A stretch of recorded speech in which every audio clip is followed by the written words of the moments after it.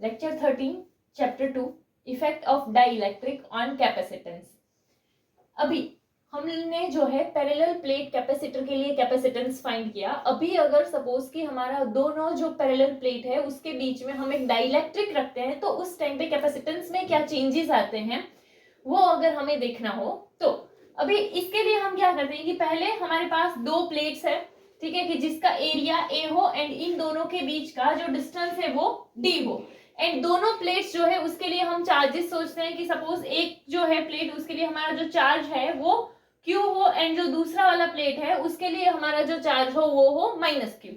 तो same way हमारा जो चार्ज डेंसिटी हो जाएगा वो क्या हो जाएगा, प्लस क्यू चार्ज वाले के लिए क्या हो जाएगा प्लस सिग्मा, माइनस क्यू वाले चार्ज के लिए क्या हो जाएगा माइनस सिग्मा। अभी यहाँ पर पहले हम वैक्यूम देखते हैं कि हमारे पास ये ऐसे पैरेलल प्लेट कैपेसिटर है एंड यहाँ पर बीच में जब वैक्यूम हो तो उस टाइम पे अगर हम इलेक्ट्रिक फील्ड फाइंड करें तो हम लोगों ने जब कैपेसिटेंस पैरेलल प्लेट कैपेसिटर के लिए कैपेसिटेंस देख रहे थे उस टाइम पे डिराइव कैसे करना है वो देखा था कि ये प्लेट के ऊपर वाले रीजन में इलेक्ट्रिक फील्ड जीरो होगा, नीचे वाले रीजन में इलेक्ट्रिक फील्ड जीरो था एंड ये बीच वाले पार्ट में हमें जो इलेक्ट्रिक फील्ड मिला था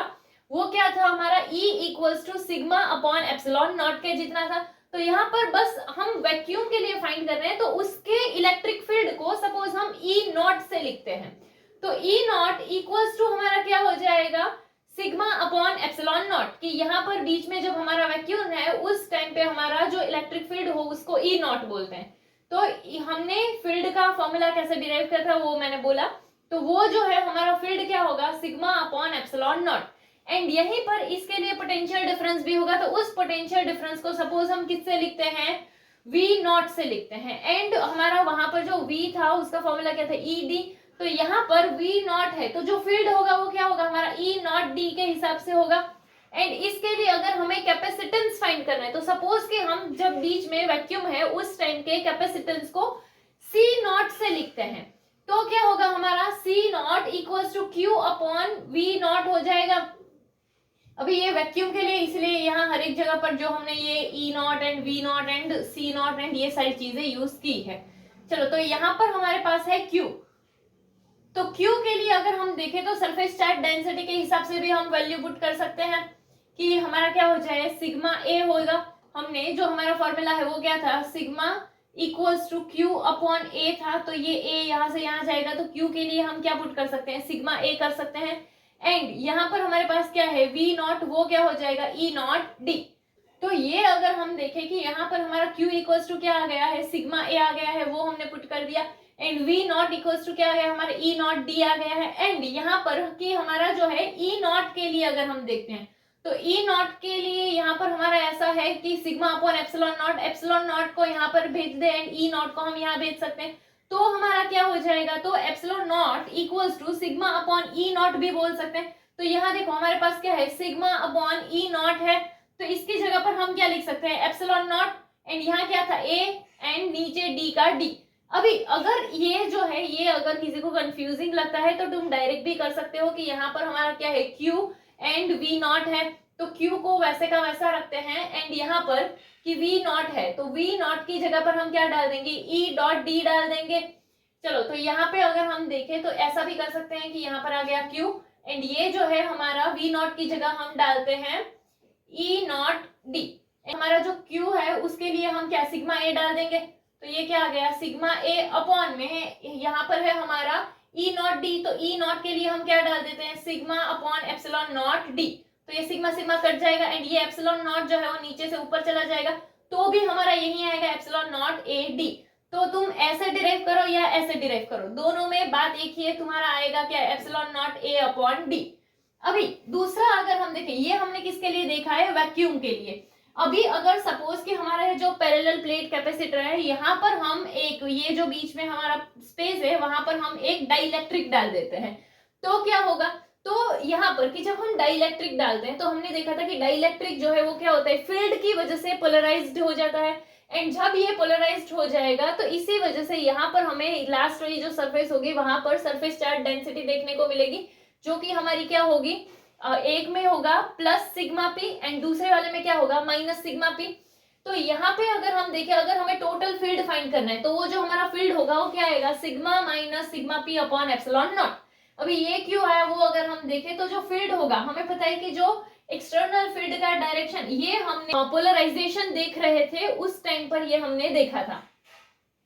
तो यहाँ पे क्या कि हमारा जो फील्ड का डायरेक्शन ये होगा, एंड दूसरा जो अंदर ये जो है बाउंड वाले चार्जेस होंगे एंड उसकी वजह से तो यहाँ पे हमारा फील्ड का डायरेक्शन होगा ऐसे दोनों अपोजिट डायरेक्शन में। तो जो फील्ड आएगा वो हमारा क्या होगा कि एक की वजह से जो होगा वो सिग्मा अपॉन एप्सिलॉन नॉट होगा, एंड जो दूसरा वाला है उसकी वजह से क्या होगा sigma P upon epsilon not होगा, बट यहाँ क्या माइनस होगा। तो यहाँ पर कि दोनों में नीचे एप्सिलॉन नॉट है सेम हो जाएगा, लाइक कि डिनोमिनेटर सेम है तो हम उसको एक ही बार लिखेंगे, तो न्यूमरेटर का क्या होगा माइनस, तो क्या हो जाएगा sigma minus sigma P upon epsilon not. तो यहाँ पे जो हमारा नेट सरफेस चार्ज डेंसिटी होगा हमारे प्लेट्स के लिए वो क्या होगा सिग्मा माइनस सिग्मा पी के जितना होगा। अभी यहाँ पर कि हम जो डाइलेक्ट्रिक वाले के लिए कैपेसिटेंस फाइंड कर रहे हैं तो उसके इलेक्ट्रिक फील्ड को हम ई से डिनोट करते हैं, एंड उसका भी पोटेंशियल अगर हम फाइंड करें तो उसके पोटेंशियल को हम वी से डिनोट करते हैं, एंड पोटेंशियल जो है वो हमारा क्या था ई डी। अभी ई जो है उसका वैल्यू तो है हम यहाँ हमारे पास, वो अगर पुट करें तो क्या हो जाएगा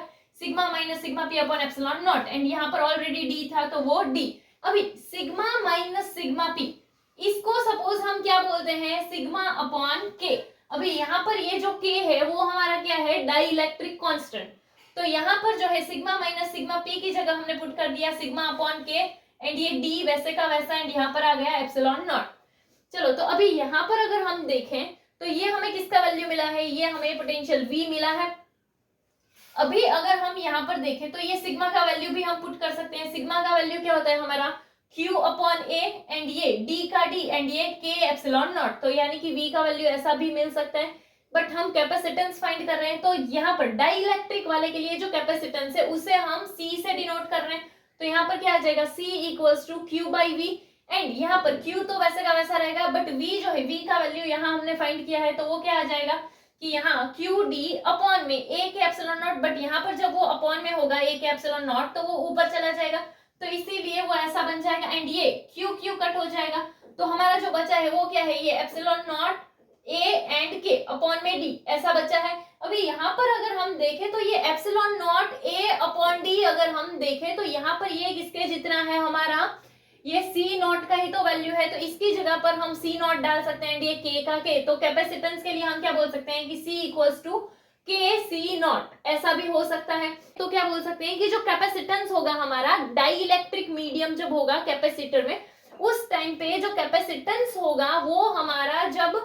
वैक्यूम के टाइम पर जो कैपेसिटेंस है उससे हमारे जो डाइलेक्ट्रिक कांस्टेंट्स है उसके जितना वो बड़ा होगा, ठीक है कि डाइलेक्ट्रिक कांस्टेंट्स के टाइम्स के जितना हमें कैपेसिटेंस मिलेगा। अभी तो इसीलिए हम ये बोल सकते हैं कि C इक्वल्स टू क्या हो जाएगा हमारा K C नॉट। अभी यहाँ पर दूसरा अगर हम देखें तो हम एक और चीज क्या बोल सकते हैं कि जो हमारा एप्सिलॉन नॉट K होता है उसको हम बोलते हैं परमिटिविटी ऑफ मीडियम। अभी एप्सिलॉन नॉट हमारा क्या था परमिटिविटी ऑफ वैक्यूम, बट अगर हम उसको ले एप्सिलॉन नॉट K तो वो हमारा क्या हो जाता है परमिटिविटी ऑफ मीडियम।